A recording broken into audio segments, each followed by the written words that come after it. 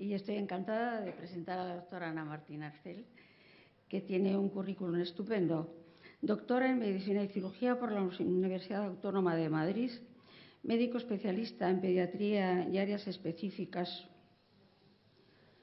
con acreditación en neonatología, certificada por la Educational Commission for Foreign Medical Graduates, Estados Unidos, miembro de la Sociedad Española de Neonatología, directora de más de 40 cursos de formación en el ámbito de la neonatología dirigidos a médicos y enfermeras, coautora de más de 40 publicaciones científicas. Actualmente desarrolla su ejercicio profesional asistencial en el Servicio de Neonatología del Hospital Sant Joan de Déu, Barcelona, donde es promotora y responsable del programa de cuidados paliativos perinatales. Tienes la palabra. Muchas gracias.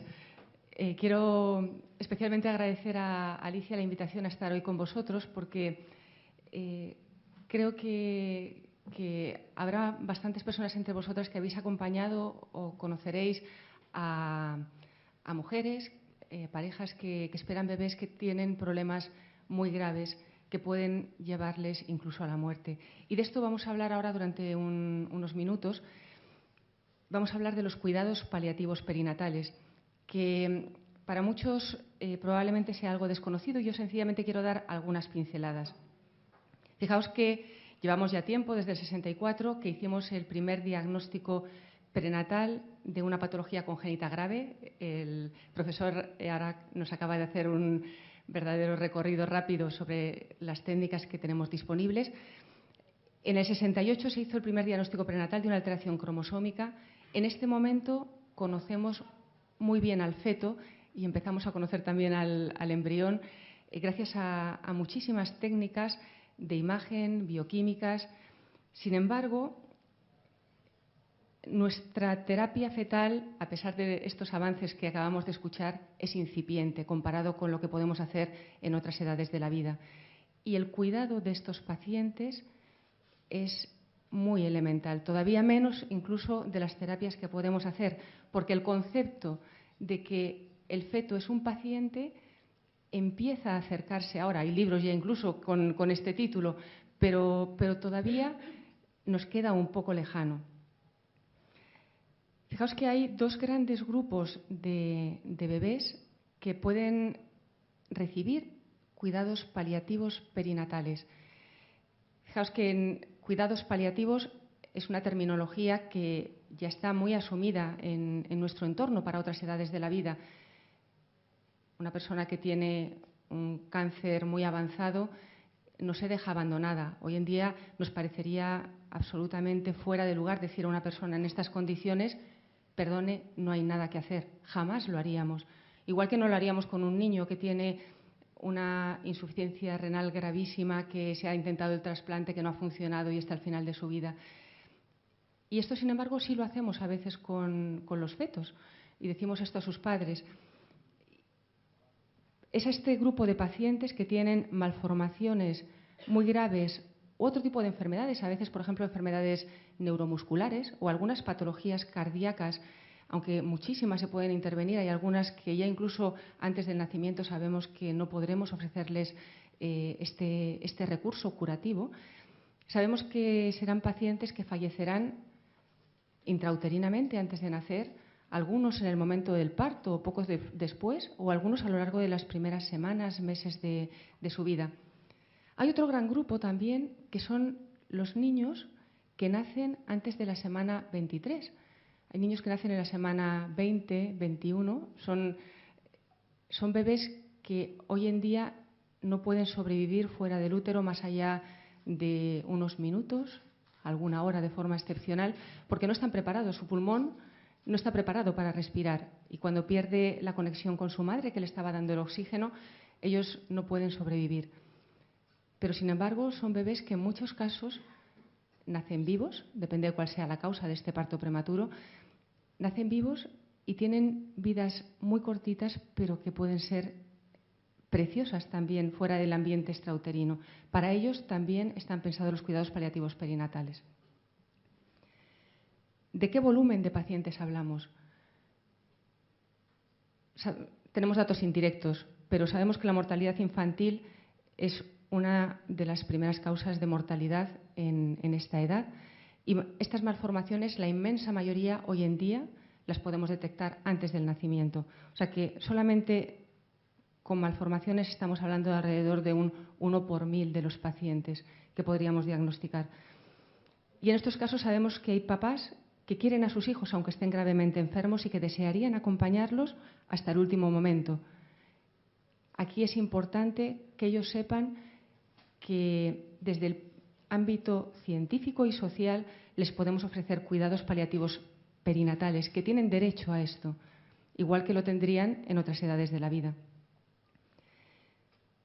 El desarrollo de este tipo de unidades ha empezado en el ámbito anglosajón, especialmente en Estados Unidos, donde hay ya un gran número de unidades. Empieza a haber algunos, como el que lidera el profesor Noya y otros, en Europa, pero todavía son realidades muy, muy tímidas. En nuestro país es verdaderamente algo incipiente. Hay muchas semejanzas entre los cuidados paliativos en las distintas edades. En primerísimo lugar, desde el ámbito médico, queremos ofrecer un diagnóstico preciso y ofrecer todos los tratamientos a nuestro alcance, desde el punto de vista de paliativo, de algunos síntomas que puedan presentar estos pacientes, como desde el punto de vista analgésico también, pero siempre dentro de una aproximación global, que es tanto física como emocional, y que va mucho más allá de las necesidades físicas. Antes hablaba de esta expresión "no hay nada que hacer", que todavía seguimos utilizando a veces, se sigue utilizando para estos pacientes. ¿Qué más lejano de esto? Es un tiempo muy intenso, y esto probablemente conozcáis a alguna familia que lo haya vivido, un tiempo muy intenso para establecer vínculos, para amar y también para dejar ir. Es la familia entera la que afronta la situación, y es muy importante acompañarles también para disipar miedos, para que no vivan la soledad, el abandono o el dolor. Y esto es necesario afrontarlo desde un equipo multidisciplinario, del que ya se ha hablado antes, en el que los obstetras juegan un papel decisivo. Y en ese sentido todavía hay mucho camino que hacer desde el punto de vista de la formación de los profesionales. Nosotros hemos hecho recientemente una encuesta en los 6 grandes hospitales terciarios de Barcelona a más de 100 médicos, profesionales, especialistas en este ámbito. Y solamente voy a llamar la atención en esta diapositiva que cuando les hemos preguntado sobre cuántos pacientes terminales habían atendido que tuvieran menos de 1 año de edad, en rojo está en el último año y en azul está en toda su carrera profesional, solo un 30% reconocía haber tratado un paciente terminal siendo obstetras de hospitales terciarios, porque no se daban cuenta de que todos estos bebés que nacen en la semana 20, 21, 22 son pacientes terminales. No se daban cuenta de que todos estos fetos a los que diagnosticaban enfermedades graves que limitan la duración de la vida son pacientes terminales. Y, por tanto, si nosotros no somos conscientes de estar tratando pacientes terminales, también tenemos una dificultad mayor para acompañar a las familias en las necesidades específicas que tiene un paciente terminal y que son diferentes de un paciente con una patología aguda o crónica, pero que no previsiblemente va a conducir a la muerte. Rápidamente también,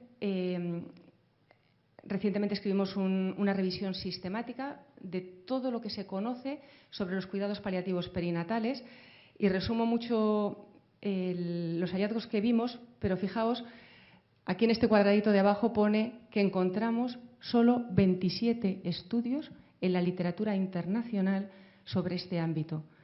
Si buscáis sobre diabetes, sale 500.000 de citas, para que veáis la diferencia. Esto quiere decir que se sabe muy poco, hasta ahora se ha trabajado muy poco en ello. La mayoría de estos 27 artículos sencillamente cuentan algunos casitos o son una declaración de intenciones o cómo se ha puesto en marcha una unidad de cuidados paliativos, pero se aporta muy pocos datos reales sobre la situación de estos pacientes y cómo tratarlos, cómo cuidar a sus familias. Interesante dentro de todo lo que se podría decir de esta bibliografía es que, y aquí me vais a permitir hablar de 4 estudios y solamente de una de las columnas, que es esta de en medio, donde pone Pregnancy Continued. En esta columna se habla de cuántas familias a las que se le ofertaron cuidados paliativos perinatales quisieron continuar el embarazo en estos centros, que son 3 en Estados Unidos y 1 en el Reino Unido. Y en 2 de ellos, 80%, en los otros 2, 30-40% de las familias que fueron acompañadas a cuidar de sus hijos decidieron seguir adelante. Qué diferente es cuando viven una situación de abandono en las que se le dice sencillamente no hay nada que hacer y ahí se les deja. No sé, por ejemplo, recientemente en nuestro hospital, justo antes del verano, nació una niña con anencefalia y la mamá, que había comenzado el control de la gestación en otro gran centro hospitalario público, me contaba que en el primer trimestre le habían hecho el diagnóstico a su bebé de una anencefalia. La doctora le dijo, venga usted mañana, volvemos a hablar sobre esto, ya sabe usted que podrá interrumpir la gestación.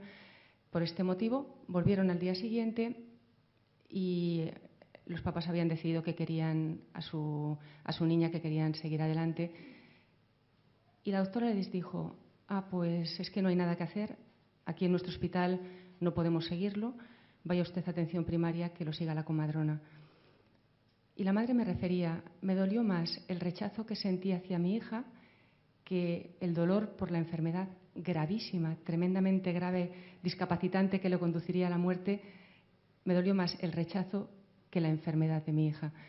Y esto es una experiencia que me consta que no es aislada. Esto es lo que no puede ser. Cuando dejamos a los papás en esta situación, claro, ¿qué hacen? La mayoría pues deciden abortar porque piensan que es que no hay otra salida.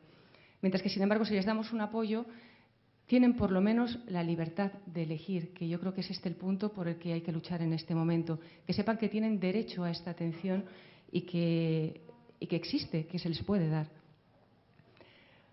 Comentaba el profesor Noya que hay cuestiones terminológicas a matizar. Si hablamos de enfermedad letal, qué duro, ¿no? Volvamos al cáncer terminal. ¿Hemos escuchado alguna vez a un oncólogo que le diga a su paciente, no, usted tiene una enfermedad letal, incompatible con la vida? No, esto no ocurre, no nos pasa por la cabeza, pero lo hacemos con los fetos. Una enfermedad terminal. Hay que ser mucho más precisos, además. La enfermedad limita la duración de la vida y es el diagnóstico X, no es una enfermedad letal, es una imprecisión que no podemos aceptar. Y no es incompatible con la vida porque tú tienes delante al paciente y está vivo y va a vivir 1 semana, 2 meses, 5 meses o incluso a veces años en algunas de las patologías que se llaman incompatibles con la vida. Entonces hay que ser precisos científicamente. En algún caso excepcional será incompatible con la vida extrauterina. Digo excepcional porque serán a lo mejor pacientes con hernias diafragmáticas gravísimas que tienen una patología respiratoria tan importante que nada más nacer fallecerán. Pero incluso estos bebés que os decía que van a vivir 10 minutos, 1 hora, otros, este bebé del que os hablaba ahora con la anencefalia, vivió 4 horas. Esto no es incompatible con la vida, es una vida muy cortita y una vida sumamente rica, que cambia también la vida de los padres y que ellos recuerdan con un agradecimiento inmenso estos meses que han acompañado a su hijo durante el embarazo y estos minutos o horas o semanas que han vivido con él después de nacer. Se trata de un recorrido largo, por tanto, vidas que no son tan cortas como parecen y en las que hay que abordar problemas específicos en la gestación, el parto, periodo neonatal, hasta su fallecimiento.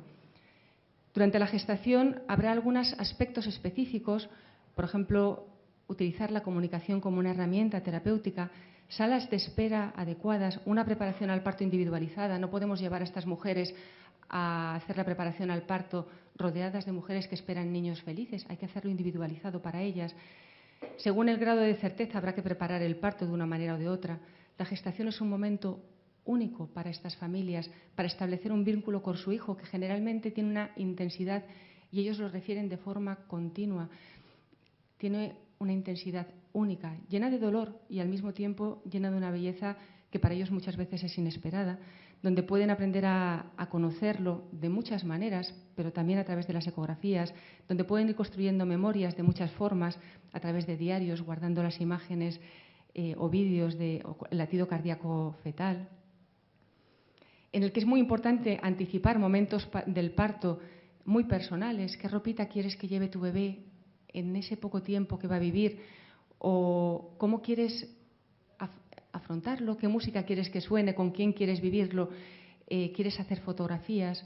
Si esto no se ha preparado previamente, la familia no lo pensará. Y ahí los profesionales tenemos que ayudarles a pensar en ese momento único de recibir y despedir a su hijo, porque para eso nosotros tenemos la experiencia de tantas familias que lo han vivido y qué es lo que ayuda y qué es lo que no ayuda. Momento del parto, lo mismo. Cuando el diagnóstico es de certeza, sabemos con seguridad que este bebé va a fallecer, haremos los procedimientos médicos indispensables. Pues no monitorizaremos, probablemente, porque en este caso tampoco vamos a aportar nada a este bebé. Dejaremos la mayor intimidad posible a estas familias. Estaremos preparados los neonatólogos, si hace falta, para utilizar sedación o analgesia en el caso de que el niño tenga signos de distrés, de malestar, porque hoy en día la medicina nos permite que estos bebés no lo pasen mal. Y si el fallecimiento no es inmediato, se puede planear incluso una atención domiciliaria para que los padres puedan vivir el tiempo que vaya a vivir su hijo en las condiciones de máxima normalidad posible.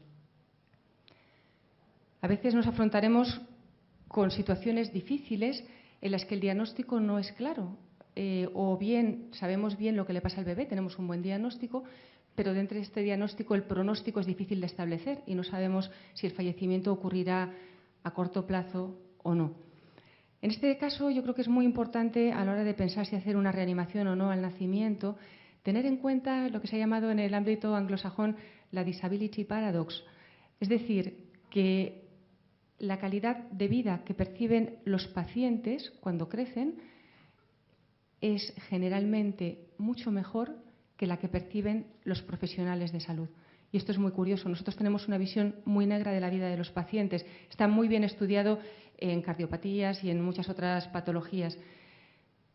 Y cuando hay dudas pronósticas también es importante saber que conviene no precipitarse y que a veces los primeros días de vida de un paciente en una unidad de cuidados intensivos neonatales pueden darnos mucha más información y entonces decidir con mayor grado de certeza cuáles son las verdaderas posibilidades de supervivencia y el riesgo de secuelas para cada niño y, por tanto, decidir mantener o no tratamientos que son propios de cuidados intensivos.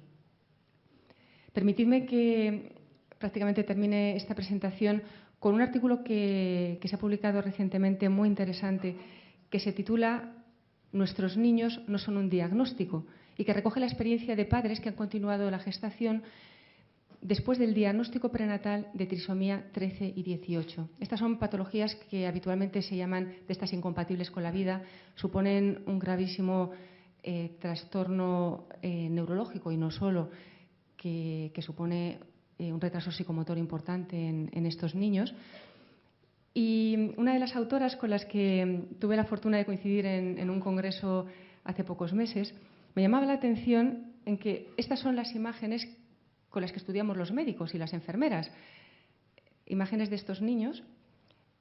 Y ella me decía, en los libros de medicina y en las revistas, estas imágenes están siempre sacadas en blanco y negro y los niños están llorando o tienen unas caras horribles. Yo nunca me había fijado, honestamente, y me he dado cuenta de que tiene razón. Probablemente el que va a sacar la foto desvista al niño rápidamente, no lo piensa mucho, está en otra cosa. El niño pobrecito se queda desnudo, frío, solito, lo dejan ahí medio inestable y están casi siempre llorando con el ceño fruncido. Son imágenes horribles. Es importante que los médicos conozcamos muy bien la patología de nuestros pacientes, conozcamos muy bien cuáles son las malformaciones que tienen, cómo esto repercute en su vida para que podamos tratarlo adecuadamente.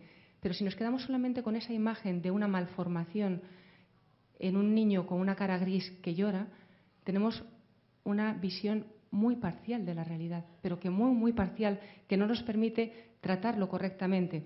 En este mismo artículo, ellas ponían esta fotografía de niños que tienen estas mismas patologías y que habían enviado los padres. Qué diferente es ver a estos niños en los que sobre todo llama la atención que son niños que disfrutan de la vida y que son profundamente queridos. También de este artículo me parece que es muy interesante resaltar una entrevista que no sé si vosotros podéis leer desde vuestros asientos, probablemente es un poco difícil, me permitís que señale los puntos más significativos. Respondieron 128 padres y cuando les preguntaban sobre si sentían que algunos de los profesionales no miraban más allá de estadísticas grises sobre la trisomía 13 y 18, el 84% de ellos estaban de acuerdo. Quiere decir que se toparon con muchos profesionales que no llegaban a percibir en su bebé esta globalidad que ellos sí que perciben. Y esto es muy importante para nosotros en el sentido de que tenemos que formarnos para entender la perspectiva global de estas familias. Y llamativo, cuando les preguntaban sobre el efecto sobre su matrimonio, 75% refería que había sido positivo. Si se les preguntaba si volvieran a tener un diagnóstico prenatal con una enfermedad así, de trisomía 13 o 18, 91% decía que sí, 7% estaba inseguro y un 2% decía que no.